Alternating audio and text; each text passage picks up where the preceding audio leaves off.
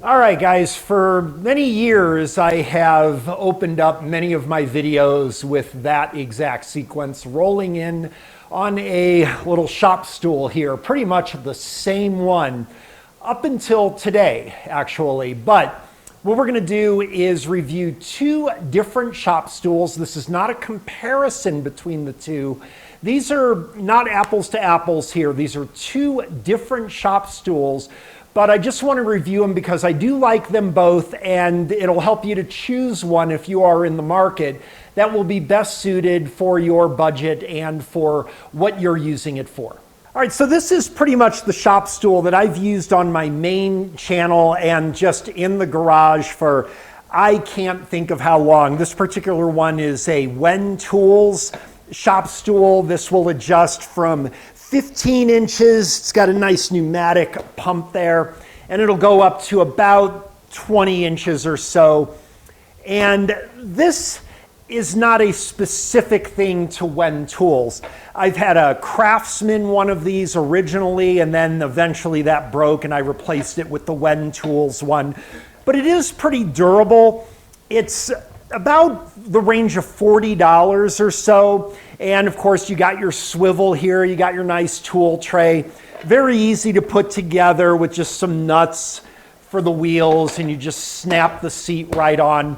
Totally a reasonable shop stool for most people. I'm 6'5", about 225 pounds, and I can tell you it feels very stable to sit on, and I've been using this for years. But just today, Bilitools sent us this rather impressive shop stool. As you can see, it's quite a bit beefier than my Wen shop stool that I've been happy with.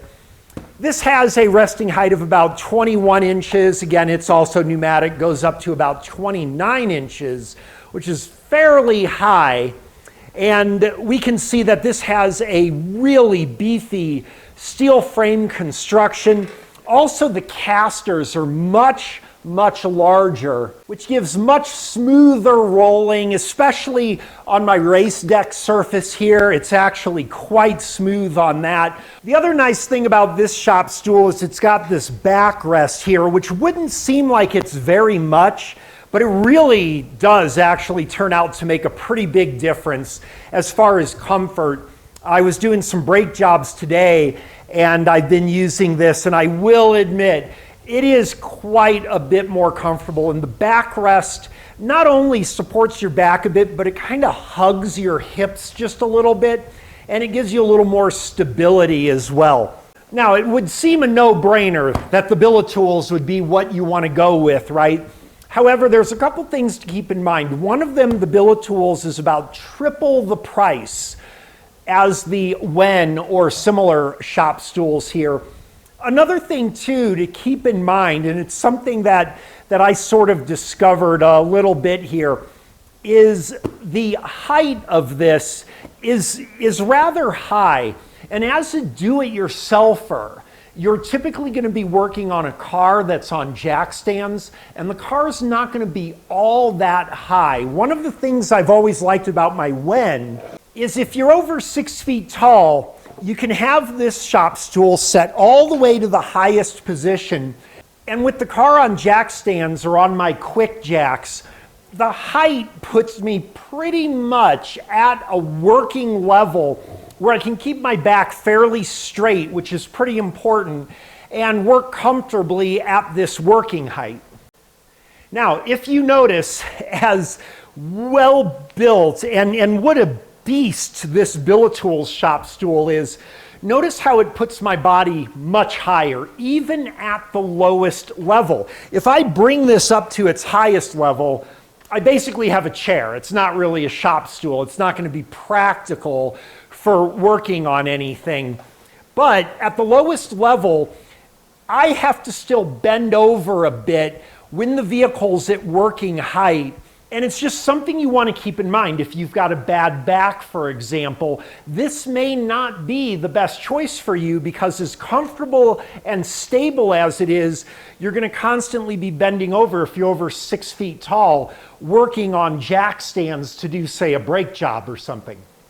Now, the Bilitools does have a tool storage area, but as you can see, it's not a flat surface like this. So you can't store things like nuts or bolts or sockets like you can with the tool storage pan on this Wen Tools one.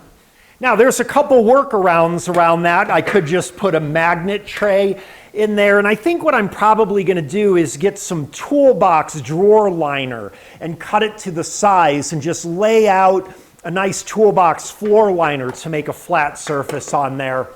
But it is something that I kind of wish they just had a flat pan there. Now, one other really interesting thing is the weight max that is advertised on the Bilitools is about 330 pounds. I am pretty confident you could easily support 500 pounds on this thing. There's no question in my mind about that. Interestingly enough, the weight max limit on this stool is 300 pounds. As you can see, I'm pretty sure both of these are probably a little bit out of the range of advertising. I'm sure the Bilitools could hold way more than that. I'm not entirely sure at 300 pounds that would hold up. As far as comfort, as far as the feeling of stability, as far as smoothness of the casters, there's no comparison. The Bilitools far superior. Again, it's not direct apples to apple comparison here. These are two completely different classes of products. But the main thing that you might want to consider before getting drawn into something like this is your working height. It's really important that you take that into consideration and maybe take some measurements of what the typical height is of a vehicle that you're working on. You may find the Bilitools to be a little bit too high even at its lowest level. The Bilitools, now that I have it, I have to admit, it's a pretty good step up from what I've been using before, and you might think so too if it fits your applications. All right, thanks for watching, and we'll put a link to both of these products in the video description.